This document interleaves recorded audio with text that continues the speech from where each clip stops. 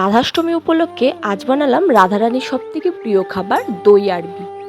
কিভাবে বানালাম সেটা জানতে হলে ভিডিওটা স্কিপ না করে পুরো দেখতে হবে। রাধে রাধে বন্ধুরা, তোমরা সকলে কেমন আছো? আমিও খুব ভালো আছি। তো এদিকে দই আরবি বানানোর জন্য আমি আরবিগুলোকে ছুলে তারপর এরকম পিস পিস করে কেটে নিয়েছি। আর তোমরা অনেকেই হয়তো জানো যে আরবি মানে হলো গাটি কচু, তোমরা সকলেই হয়তো চেনো। তো এদিকে আমি গাটি কচুগুলো ভালো মতো ছুলে আলুর মতো সরু সরু করে পিস করে নিয়েছি, যাতে এটা ভালো মতো সেদ্ধ হয়ে যায়। তো প্রথমে আমি এগুলোকে ভালো মতো ছাকা তেলে ভেজে নেব। তারপর যখন এগুলো একটু লাল হয়ে যাবে তো তখন আমি হলুদ আর লবণ দিয়ে এটা ভালো মতন ভাজবো।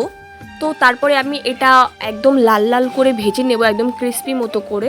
তো অনেকেই আছে যারা বানায় অনেক সেদ্ধ করে মানে প্রেশারে সেদ্ধ করে তারপর ওরা হালকা আমানি করে তারপর করে।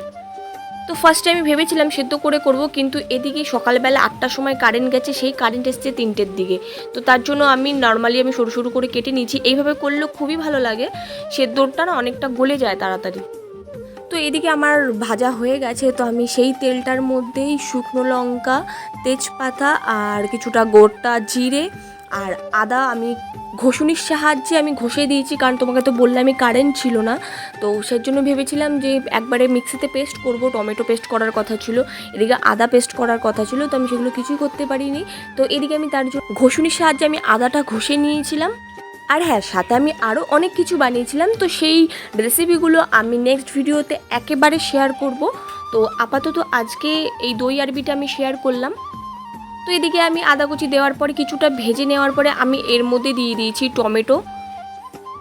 টমেটোটা অপশনাল, তোমাদের যদি ভালো লাগে দিতে পারো, তো আমার ইচ্ছে হয়েছে আমি তাই দিয়েছিলাম।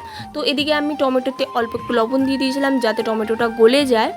তার কিছুক্ষণ পরে আমি হলুদ দিয়েছি, হলুদ দেওয়ার পরে ভালো মতন আমি এটা কষাচ্ছিলাম, মশলাটা যাতে কাঁচা গন্ধটা চলে যায় আর টমেটোটাও তাড়াতাড়ি সেদ্ধ হয়ে যায়।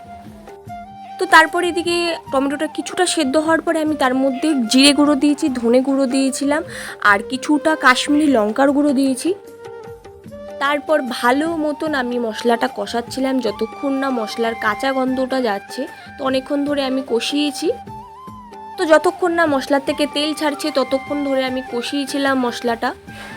আর তারপর তো দই আরবির মেইন যেটা হচ্ছে সেটা হচ্ছে টক দই। তো তোমরা টক দইটা একটা বাটির মধ্যে নামিয়ে কিছুটা জল দিয়ে ওটা ফাটিয়ে নেবে, নাহলে কড়াইতে এরকম দানা দানা ভেসে উঠবে। তো আমি এদিকে আমুলের যে প্যাকেটের দই আছে আমি সেটা ইউজ করেছিলাম, তো বাটিতে নামানোর পর আমি ফাটাতেই ভুলে গেছি। তো আমারটা দেখো অনেকটা এরকম দানা দানা মতন ভেসে উঠেছে কড়াইতে। তারপর দইটা দিয়ে অনেকক্ষণ ধরে তোমাদেরকে কষাতে হবে মশলাটা, যতক্ষণ না তেল ছাড়ছে দইয়ের থেকে। তো এদিকে যখন তেল ছেড়ে দিয়েছে তো আমি এদিকে ভাজা আরবিগুলো মানে গাটি কচুগুলো আমি এটা দিয়ে ভালো মতন এটাকে আমি কষিয়েছি অনেকক্ষণ ধরে, যতক্ষণ না এই মশলার যে জল ভাবটা আছে যতক্ষণ না শুকিয়ে আসছে। তো শুকিয়ে আসার পরে আমি এদিকে একটা গ্লাসের হাফ গ্লাস আমি জল দিয়েছিলাম। তোমরা চাইলে এটা অল্প জল দিয়ে শুকনো শুকনোও করতে পারো বা বেশি জল দিয়ে ঝোল টাইপেরও করতে পারো। তো আমি বেশিটা দিইনি, আমি মিডিয়াম দিয়েছিলাম। তারপর এদিকে সেদ্ধ হওয়ার জন্য আমি ঢাকা দিয়ে দিয়েছিলাম। তো এদিকে দেখলাম অনেকটাই সেদ্ধ হয়ে গেছে। তো নামানোর কিছুক্ষণ আগে আমি একটু চিনি দিয়ে দিয়েছিলাম, কারণ টক দইটা তো টক ছিল। তো এদিকে দেখো আমার দই আরবি কমপ্লিট। তো তোমাদের যদি ভালো লেগে থাকে তাহলে আমার চ্যানেলটা অবশ্যই সাবস্ক্রাইব করে দিও।